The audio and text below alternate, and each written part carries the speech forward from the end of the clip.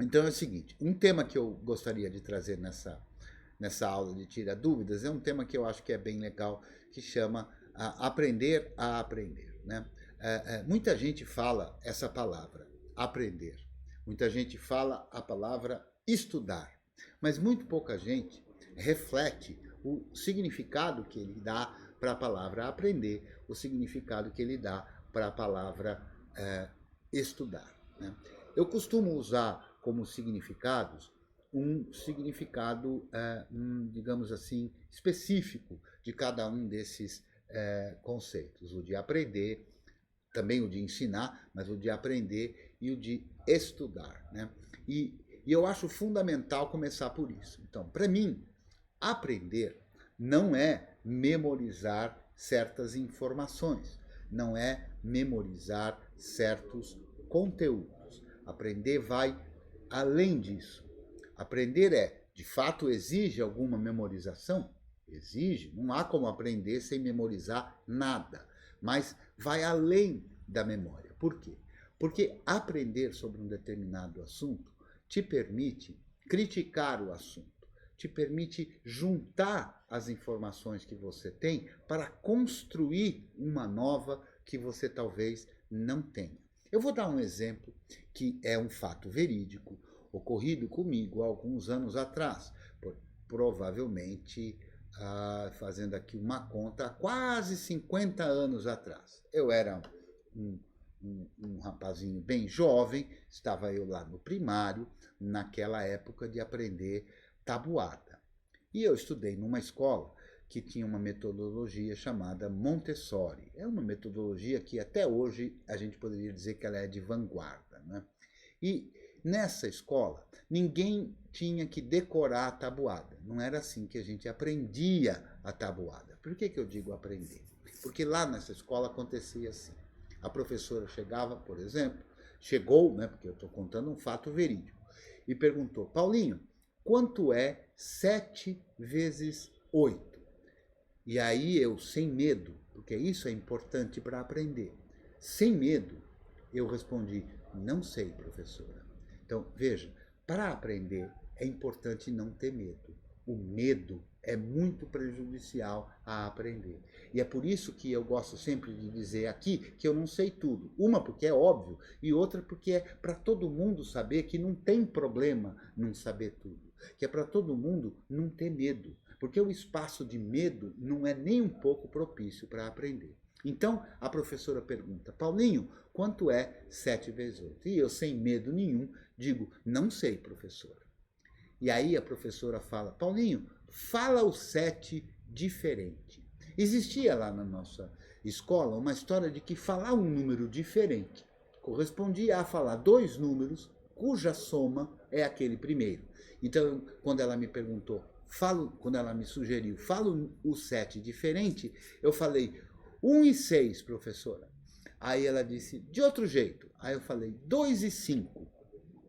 Ah, tá bem. Então 7 também, falado diferente, é 2 e 5. Aí ela me perguntou: Paulinho, quanto é 8? Veja, ela tinha me perguntado quanto é 7 vezes 8, né? Aí ela me perguntou: quanto é 2 vezes 8? Com uma tabuada de 2, todo mundo decora. Eu respondi de primeira: 16, professora. Aí ela me perguntou: Paulinho, quanto é 5 vezes 8? Aí eu falei: bom, a tabuada dos 5 também é fácil, a gente decora fácil. Eu respondi: 40, professora.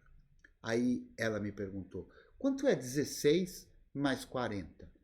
Aí eu peguei e falei: 40 mais 16, 40 mais 10 dá 50, 50 mais 6 dá 56. 56, professor. Então veja, o que ela estava fazendo? Sem falar o nome, ela estava me ensinando a propriedade distributiva da multiplicação, que é um conceito matemático que diz que se eu pegar 7 vezes 8, eu tenho um resultado, e se eu pegar um número e separar o 7 em 2 mais 5, eu vou ter 2 vezes 8 mais 5 vezes 8, dando o mesmo resultado. Propriedade distributiva da multiplicação. Mas a que esse exemplo serve?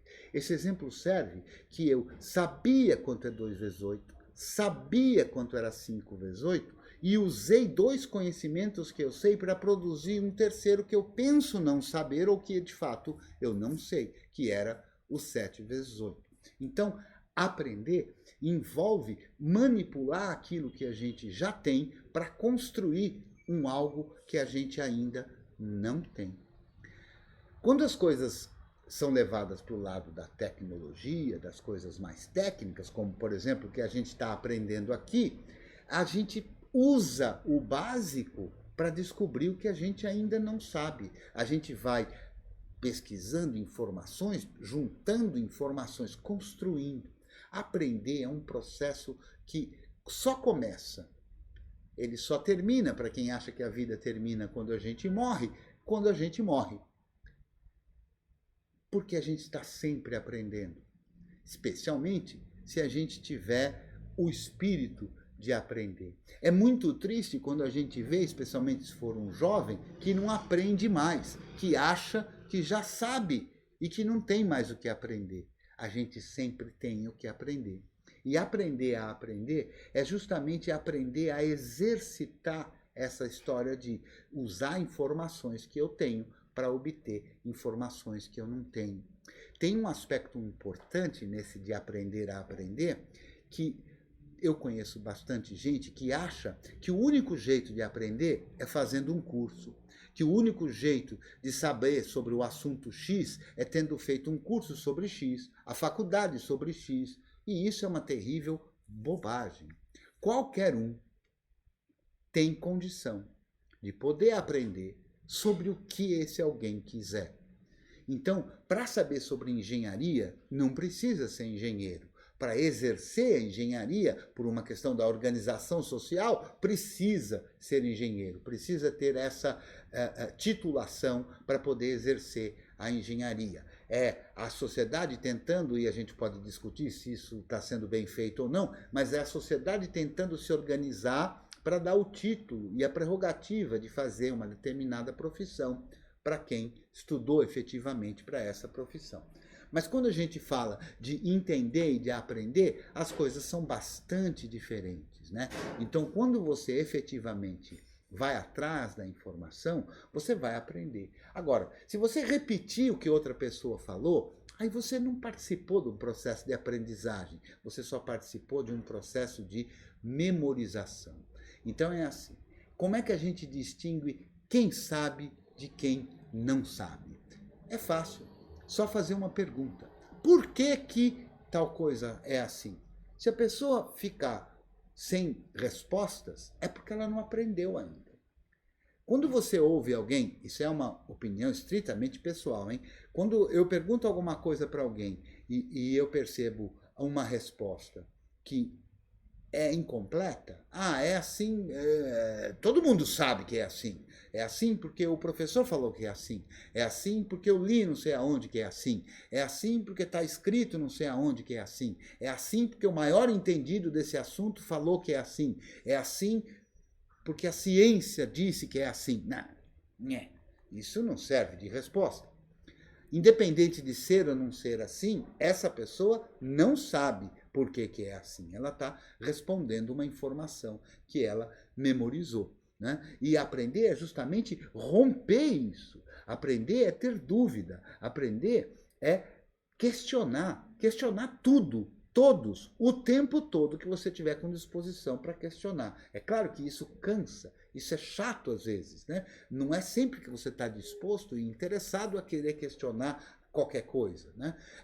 A gente não tem tempo na nossa vida de questionar tudo sobre todas as coisas. Então a gente acaba por eleger certas coisas que a gente questiona mais do que outras, né? Eu gosto de questionar, eu costumo dizer, inclusive, que eu não passei ainda da fase dos porquês. Então eu fico sempre perguntando por quê. Mas por quê? Mas por quê? E eu não canso de fazer isso, né? Por isso que eu até tenho uma oportunidade aqui que eu gosto tanto de responder pergunta e gosto tanto de fazer pergunta que uma vez por semana estou aqui em torno de 2 horas tentando resolver pergunta, né? Mas é isso que a gente faz. Então, quando a gente participa de um processo, eu participei isso de uma forma muito pequenininha, lá na escola montessoriana, que me ensinou a aprender, que me deu o jeitão de começar a querer aprender. E eu fui construindo. Até o jeito de aprender, eles não tinham como me ensinar tudo, né? Como é que era. Por quê? Porque não dá para ensinar tudo. Dá para ensinar, dá para estimular a pessoa a criar o próprio jeito de aprender.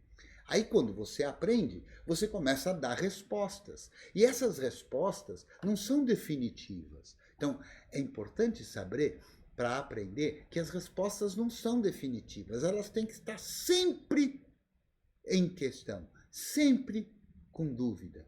Então quer dizer que você não pode ter certeza de nada? Não, não é bem assim. É que as suas certezas podem ser relativas, né? Então, como é que funciona o boot?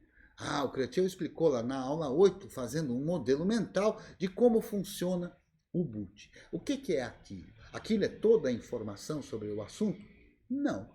Aquilo é um modelo. Aquilo é uma forma de explicar e que dá conta da maior parte das dúvidas que a gente tenha. Se eu quiser me aprofundar, por exemplo, no bootloader, aquele modelo, ainda que ele venha a ajudar, ele é insuficiente, porque ele não traz todos os detalhes, como é típico de qualquer modelo, né? Então, se eu quiser explicar o sistema solar, eu posso pegar um pedaço de papel jornal e fazer uns desenhinhos ali, que eu dou uma ideia geral, sem detalhes, do que é o sistema operacional. Aprender pode ser uma forma de fazer isso. Eu sempre faço assim. Não sei se você gosta dessa forma ou vai vir a gostar dessa forma.